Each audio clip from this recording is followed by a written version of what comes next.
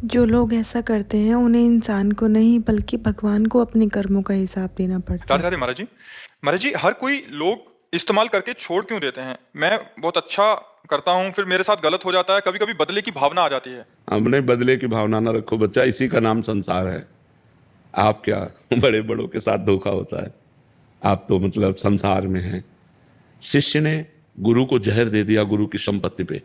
एक बहुत बड़ा स्थान है, हम गंगा किनारे जब भ्रमण करते थे तो वो मास्टर था शिष्य, तो वो पहले मास्टरी छोड़कर शिष्य बना, फिर विरक्त हुआ और फिर उनको जहर दे दिया जो गुरुजी थे, और फिर उनकी संपूर्ण प्रॉपर्टी का अधिकारी बना। तो संसार तो बड़ा विचित्र है ना। इस संसार का खेल तो अगर आप किसी को उन्नति में ले जाएंगे, वो ये नहीं देखेगा कि इसके कांधे पे चढ़ के हम यहाँ आए हैं, वो तुम्हें लात मार के गिरा देगा। ये संसार का मतलब स्वरूप है ऐसा। आपका ही विषय नहीं, कोई करके देख लो। आप किसी का उपकार करो, वो अवसर आने पर आपके साथ प्रतिकूल व्यवहार जरूर कर सकता है, अनुकूल व्यवहार नहीं करेगा। ये संसार का स्वरूप है। तो अगर आप परोपकार करो तो उसे भगवान को समर्पित कर दो, पलट कर उससे मत चाहो। अगर चाहोगे तो दुख ही मिलेगा। ये हमारी पक्की बात समझ लो।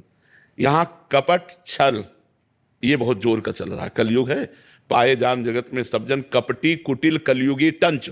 कलयुग का ऐसा प्रभाव है कि आपके सामने मुखड़ा कुछ और होगा, पीछे कुछ और होगा।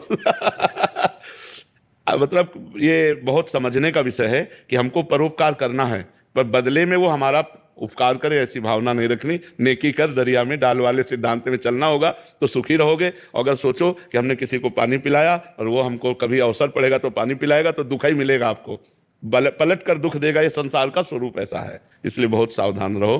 परोपकार करो पर विरोध भाव ना करो।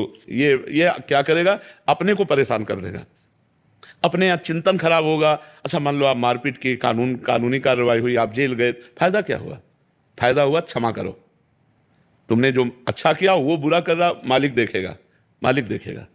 देखो, भगवान जब हिसाब किताब करता है ना, तो उसमें इतनी भी कमी नहीं रखता। थोड़ा बड़ा सिस्टम है, सिस्टम बहुत बड़ा है ना, अनंत ब्रह्मांड है, अनंत ब्रह्मांड है। तो हिसाब किताब में देरी जरूर लगती है। देखो, अपने यहाँ मुकदमा चलते रहते हैं, 10-10 वर्ष नहीं चलते रहते। केस फाइनल होने में 10वें वर्ष में मुकदमा चलता रहता है, जबकि एक देश की बात है और अनंत देशों अनंत राष्ट्रों की बातें भगवान के पास है, तो थोड़ा वहां देरी है। पर जब वो हिसाब करेगा तो फिर उसमें राय पाई का अंतर रहेगा।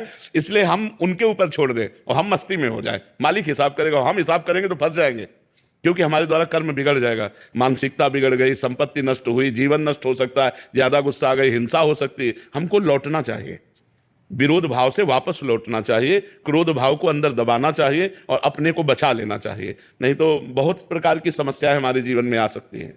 जो लोग सिर्फ अपना काम निकालने के लिए इस्तेमाल करके छोड़ देते हैं, हमें उनसे बदला नहीं लेना चाहिए। उनके कर्मों की गिनती भगवान खुद करते हैं। आपकी क्या राय है कमेंट में बताना। राधे राधे।